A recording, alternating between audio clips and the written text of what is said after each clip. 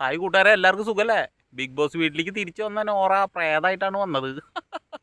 എന്തായാലും നമ്മുടെ ജിൻഡപ്പനെ എത്ര പ്രശംസിച്ചാലും മതിയാവില്ല കേട്ടോ. എന്താണെന്ന് വെച്ച് കഴിഞ്ഞാൽ നോറ തിരിച്ചു വരുന്ന സമയത്ത് അവിടെയുള്ള മറ്റുള്ള ആളുകൾ മുഴുവൻ നോറയോട് ഒരു പുച്ഛ മനോഭാവമായിരുന്നു. സിജോ പിന്നെ പറയും വേണ്ട, സിജോയും അഭിഷേകും നല്ല രീതിയിൽ നോറേനെ വാരി കൂട്ടി ഭിത്തിയിലടിച്ചിട്ടുണ്ട്.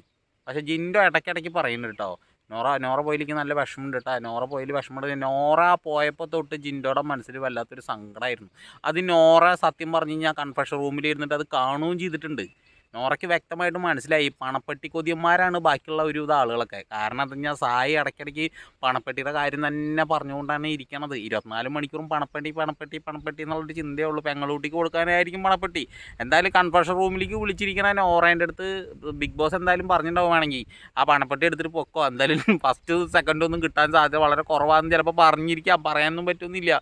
ഇനിയിപ്പോൾ പണപ്പെട്ടി എടുക്കാൻ വേണ്ടിയിട്ടാണോ നോറ വന്നതെന്ന് അറിയത്തില്ല. എന്തായാലും നോറയുടെ മനസ്സിലിപ്പോൾ ജിൻഡോയ്ക്കുള്ള സ്ഥാനം വലിയൊരു സ്ഥാനം തന്നെയാണ്. നോറ പറയുന്നുണ്ട്, ഈ ബിഗ് ബോസ് വീട്ടിലേക്ക് ഞാൻ മടങ്ങി എത്തിയപ്പോൾ എന്നെ മനസ്സിലാക്കാനായത് ജിൻഡോ ബ്രോയ്ക്ക് മാത്രമാണ്, ബാക്കി എല്ലാവരും എന്നെ കളിയാക്കാണെന്ന് നോറ പറയുന്നുണ്ട്.